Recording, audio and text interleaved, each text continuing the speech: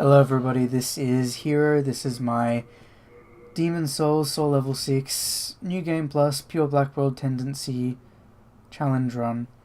Right now we're in the Shrine of Storms, and this is one of the clips that I lost during my initial New Game Plus run, so I had to do this all over again when I got to New Game Plus 2, so I went and did the Boltarian Palace and then came immediately to Shrine of Storms to fight Satsuki. And Satsuki is an asshole, but I find him much easier than, say, Skirva, because these NPCs, they have a habit of doing their attacks as soon as they walk up to you.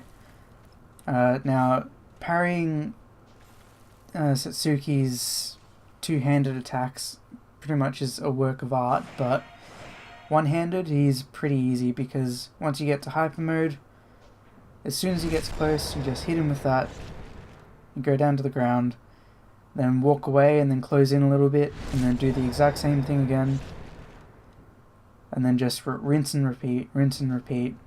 You can do this a fourth time if you want, but I noticed that his health was really low, and because this is Demon Souls, when you attack enemies on the ground, even though in Dark Souls they're usually invulnerable because of that, in Demon Souls they're not, and that's one of the technical aspects that was, I guess, overlooked a bit, because bosses like the Flame Lurker can knock you over with an explosion and then proceed to pummel you while you're on the ground.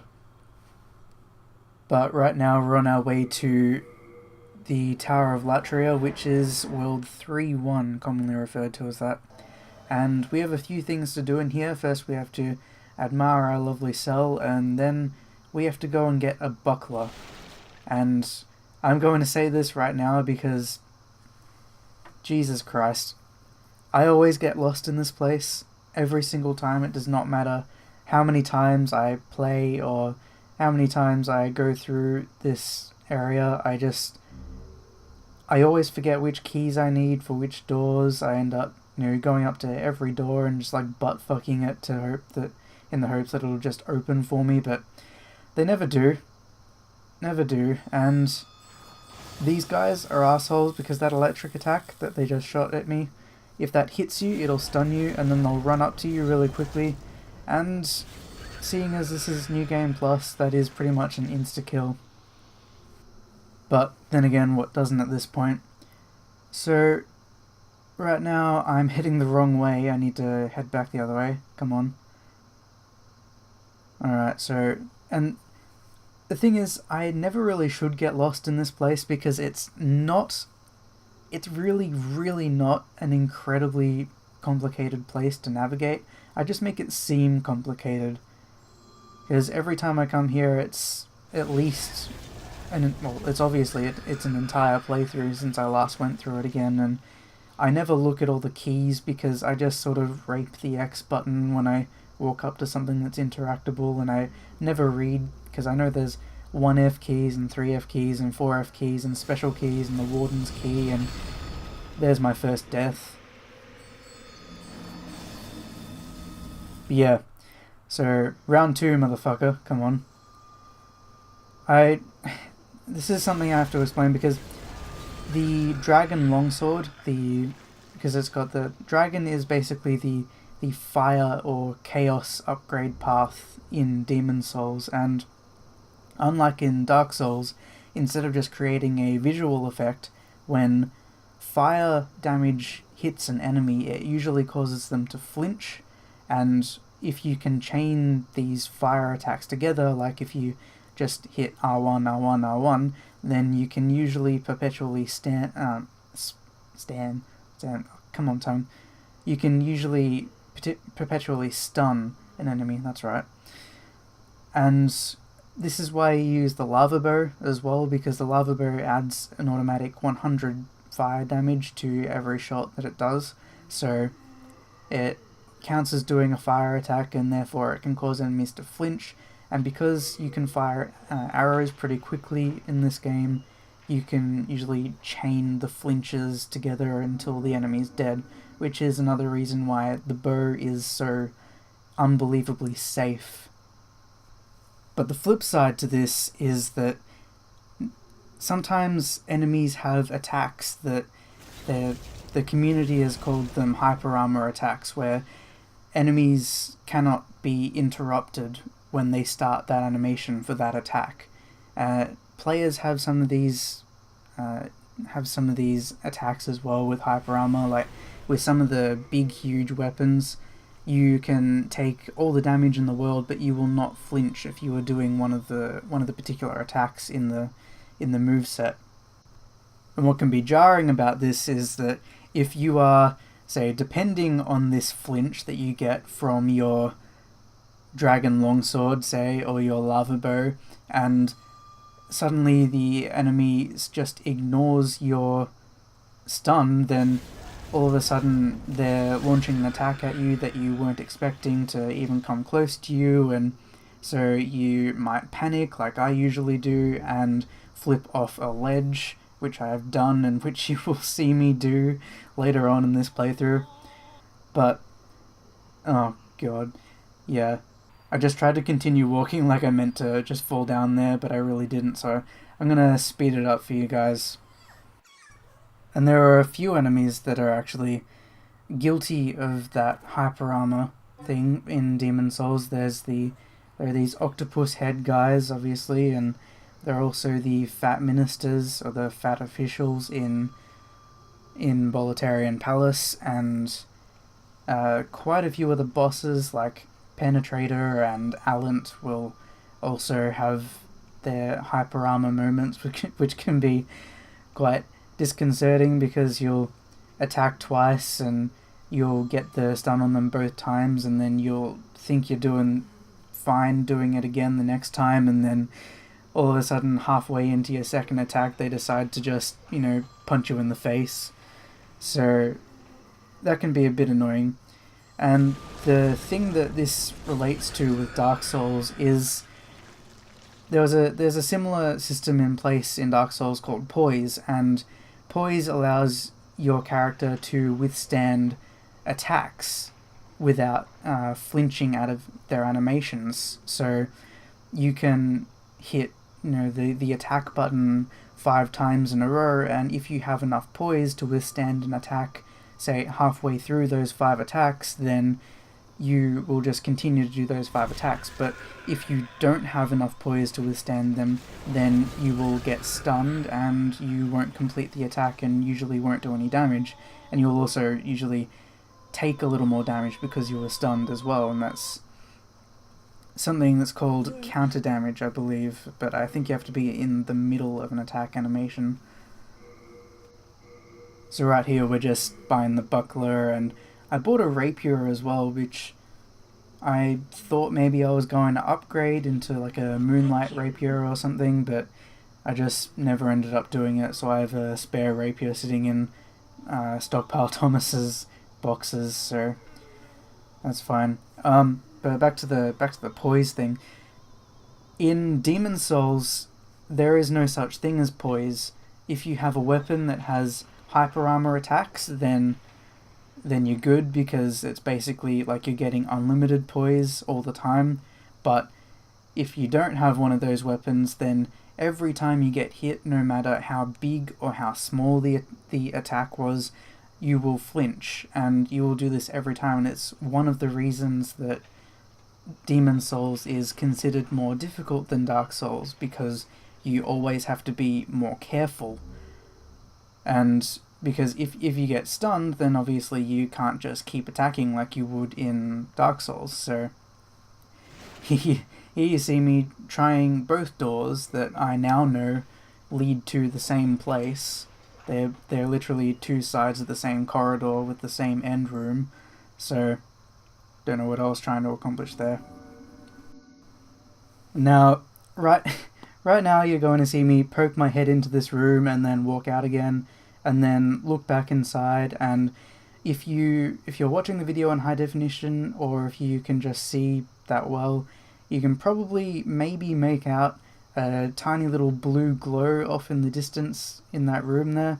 That was Black Phantom and he's one of the Black Phantoms that only shows up during pure Black World tendency, and he is a dick, and he is a dick that I couldn't actually kill through normal means, even trying to cheese him with backstabs and stuff, because I don't know, his weapon, the phosphorescent pole, it's got the halberd moveset, and I don't know what's up with the hitbox on that halberd moveset in this game, but it feels more than a little bit dodgy, because he's not like most of the other NPCs in that he doesn't just walk up to you and attack. Sometimes he'll walk up and then wait a few seconds and then attack, so you can't do the tried and tested Meralda or Satsuki contingency plans, because he just doesn't attack like they do. So what you will see later, unfortunately, is a really fucking sped up just clip of me binging him in the head with arrows for like 90 damage a piece, and he has about 2,000 health, just hitting him again and again and again, and it hits him in the head and he gets angry and starts to chase me, but because I'm so far away, he de-aggroes before he can actually get to me, so he just sort of turns around and forgets that he has 10 arrows sticking out of his head and then walks back to his original spot, and then he gets hit with another arrow, and this took probably about 18 minutes, I don't know. I watched a YouTube video basically while I was doing it, once I was comfortable knowing that I only had to press the R1 every like 10 seconds. That was when I just turned on a YouTube video and I started just watching that instead of paying attention to what was going on. So I apologize to anyone who was expecting me to, say, parry Riddell like I did with Satsuki or Meralda, but I just couldn't. I really tried. I tried for about an hour and a half trying to kill him, because I wanted to cheese this game. No, sorry. I wanted to not cheese this game as much as I could bear. So that's why you'll see me usually like move up to an area if I died and take care of it completely with a bow, because it's likely that I died beforehand and then tried to do it all melee, but then I just couldn't, and it was taking too long and I was getting frustrated and the thing needed to be recorded and I wasn't having any fun anymore, and seeing as this is my fucking challenge, I decided, you know what, I'm just going to do it this way. So that's what happened. So if you were watching just before, I passed out into that open area, the cutscene played, and then I continued to walk out, and there was a Black Phantom octopus head guy there. And because I hadn't been through the Tower of Latria 3-1 with pure Black World tendency before, I didn't know where any of the Black Phantoms were, and when I saw him I just sort of did that nope, and then walked the other way again. And so this is me wandering around while I actively try and work out how I'm going to take care of this guy. And the answer is just to activate hyper mode and try and take him out with arrows that way, and I think that's what I end up doing. But you'll see in a little bit that right now I'm going through my menus and looking at the buckler, because I just got the buckler and I need it to do the because the buckler has a 90% physical block, whereas the slave shield, which is what I was using to activate hyper mode in my first playthrough, is only 70%. And when everything basically one-shots you in New Game Plus, I needed 90% physical block, because otherwise things just did too much damage and I would literally just die. So this is what I had to do.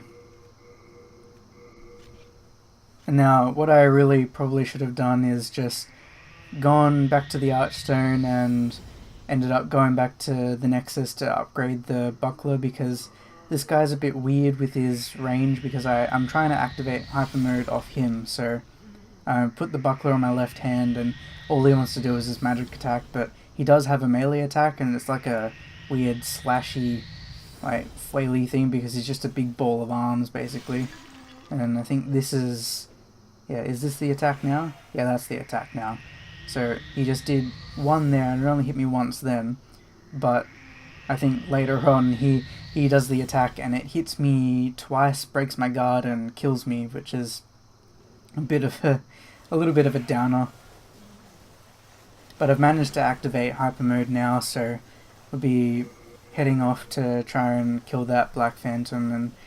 And the thing is, this Black Phantom, this area with the shots, I always forget what it's for, and by shots I mean the big machine that shoots big bolts, big crossbow bolts at you from down the bridge. You can actually roll through those bolts. I've never managed to do it, but I have seen videos of people doing it online. And what you need to do here is, oh, yeah, see, that was hyper armor. See, I stunned him with the first shot, but because he was already facing me and he knew where I was, he shot again. He shot his attack, and his magic attack has hyper armor on it. So yeah, see, he just tried to do it again, but I managed to roll out the way instead of just hitting the attack button again to shoot another arrow and keeping me locked in place. So he's taken care of now, and just out here I'm being ultra nervous because I can't quite remember if you get hit, so I was changing to my heater shield, and this shiny down the body here, that is the Warden's Key, and you need the Warden's Key in order to get through that those two doors that I said led through the same corridor and ended at the same room at the end of the corridors. And I kind of forgot while I was recording all this, and this Tower of Latria 3-1 probably took me somewhere along the realms of 2 hours to complete because I completely got lost and couldn't remember what to do, and I was in that stupid gamer mode where, you know, hey, I'm recording, I should be able to remember what I'm doing, but I couldn't really, and my pride would not allow me to look it up online, so I just kind of wandered around until I found out what I needed to do. But I seem to have found my way now. Hopefully, yeah. These are the doors. This one and the one just off to the right are the ones that you use the Warden's Key on. And I didn't notice at first, but at the end of this hallway, there is one of those octopus head guys. So I thought, oh, okay, well, I'll just take care of him with the bows. It'll be nice and simple. And I wondered where he'd gone because, yeah, there he is. And hit him with that. Just, you know, keep stunning him, do fine. And I go, alright, everything's done now. And I walk up and holy shit, there's a Black Phantom. Run away, nope. And he, because of the thief's ring, this is entirely because of the thief's ring, I think, he didn't know where I was. And I've gone, oh shit, well that was exciting, and oh crap, there's another one. And again, because of the thief's ring, I think I've been saved, because otherwise these guys would have rounded on me like a pack of rapists, and but see, this guy's clueless. I shot the wall and he just turns to face it. And something important with these guys, if you're having trouble like getting them to, like if they're activating their hyper armor magic attack too often or whatever, then fire an arrow behind them if you've got the thief's ring, and they'll turn around to face it, and then hit them in the back with an arrow. And if you hit them in the back with an arrow, then if they're not facing you, they can't start their animation to do the attack because they have to turn around first. So if you hit them when they're facing away from you, then they'll take a long time to turn around and then finally do the attack. But hopefully you should have killed them by then if you've got enough damage with your bow. But I think I need to talk a little bit about the experience that is the Tower of Latria, because this place is genuinely scary at some points, because, well, like any Souls game can be scary, is because you generally don't know what's coming around the next corner, and Tower of Latria has a very good way, has a way of making you think that there's more there than you actually need to take care of, because a lot of shit in this place makes noise, and a lot of shit in this place makes noise like it's a hostile enemy, and the bells that the guards hold, the octopus guys hold, they are very loud, and they seem to go off a lot, and they seem to go off through walls, so you never quite know if there's one around the next corner or if there's one upstairs or whatever. And this is a kind of tension that I've never really felt in Dark Souls, probably apart from the Tomb of the Giants, and this is a significantly less cheap sense of fear of the unknown, because in the Tomb of the Giants, in case you don't know, it is complete and utter blackness in there, and if you have something that can cast light, then it's a little bit better, but it's still terrifying because you can see, like, pretty much nothing. It's all inky blackness except for, like, two yellow eyes off in the distance, just kind of wavering a little bit. And then you get closer and you think it's just a skeleton, but then you realize that it's this gigantic skeleton dog thing that does way too much damage for how big it is. And this place, this area is so much more genuinely scary than that, honestly, for me. Just the guards, the fact that they can stun you and then they impale you, it's a more grim experience than anywhere else in Dark Souls, in my opinion. And I remember this bit because on my way back from killing the guy that brings back Fool's Idol, if you don't kill that guy that I just killed by going up this huge staircase and going up that really long hallway and going up and knocking his block off, then you will kill Fool's Idol, the boss of this area, and then he will bring the boss back to life completely. And it's not like the boss is exceptionally weak, it's not a really, really hard boss to take care of, but the fact that you can never actually win kind of makes it a little bit more difficult. And it's funny, during my playthrough of this game in my Soul level 6 and then in the New Game Plus as well, I was never once online because I didn't want the going online to mess with my world tendency like I've heard that it can. So what I ended up noticing was that in the boss room of the Fool's Idol, there's a message on the floor, and you'll never see messages on the floor except for in the Nexus, in the little pool, which is meant to be like a game tutorial sort of area that'll help you work out what to do. And here, there is one message, and it says, "Another do-over, it never ends." And that's meant to be a hint to say that, there's something you need to take care of before you come in to fight this boss, which is a courtesy that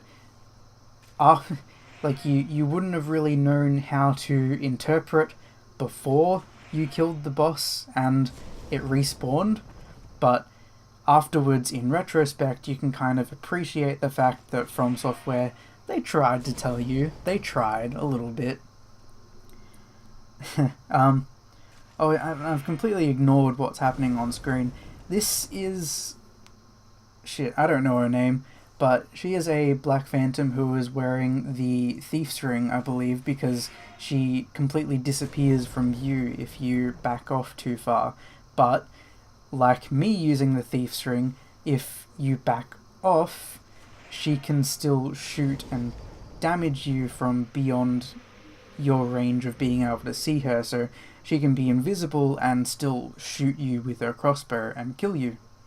She didn't actually manage to kill me this time around, but in my first playthrough she did, so there's that. And her weapon, if it manages to hit you, also causes plague, which is a very aggressive, very, very, very aggressive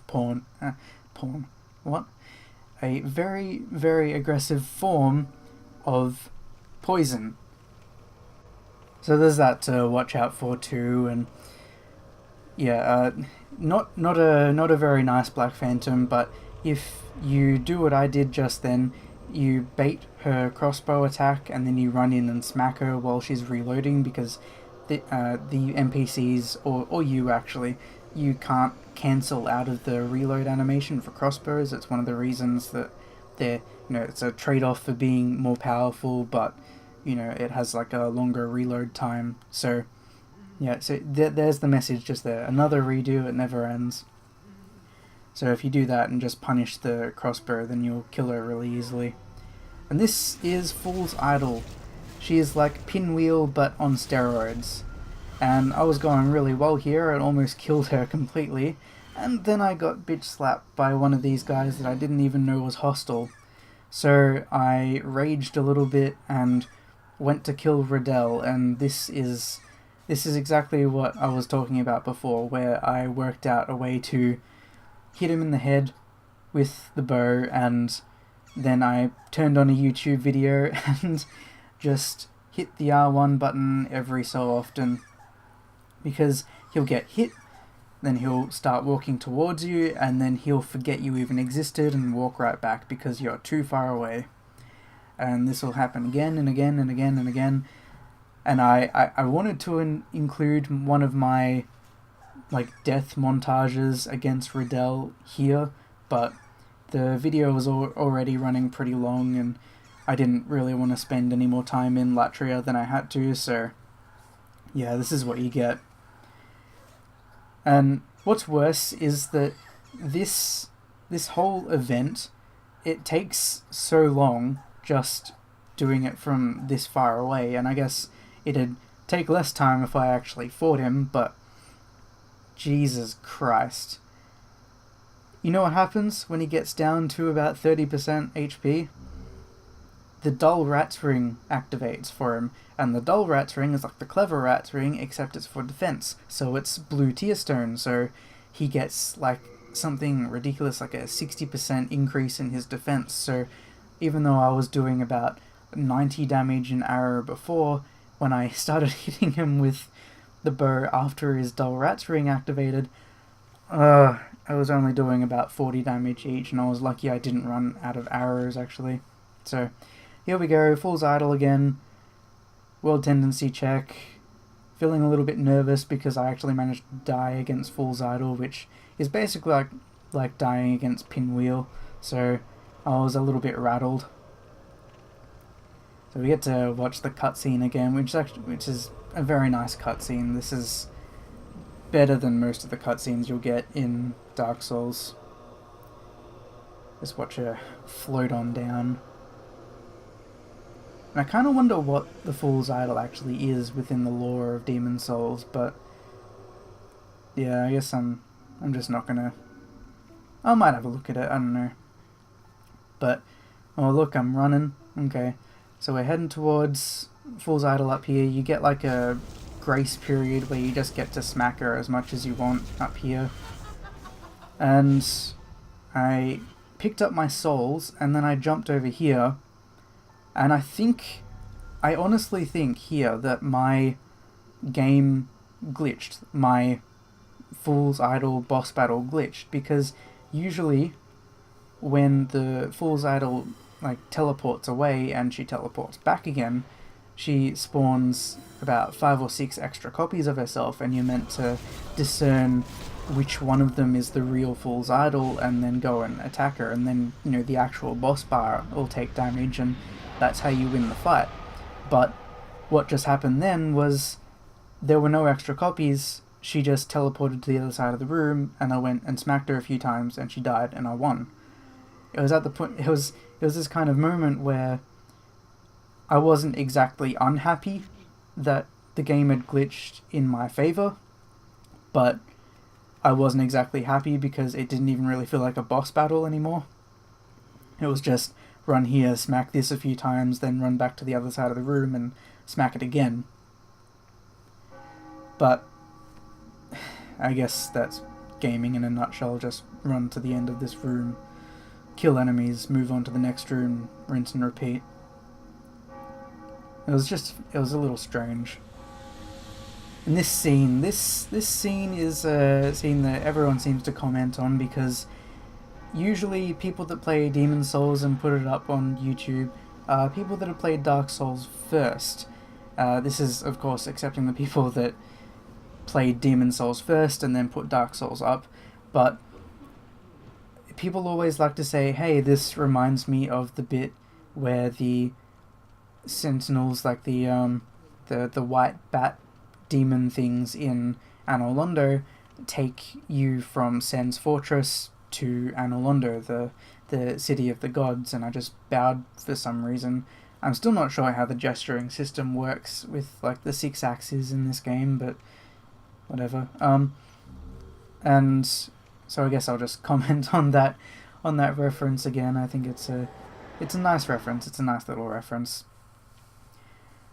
And that was 3-1. Jesus, it took a fucking while. I'm sorry. On the bright side, you did get a nice long video, so thank you for watching, and I will see you next time.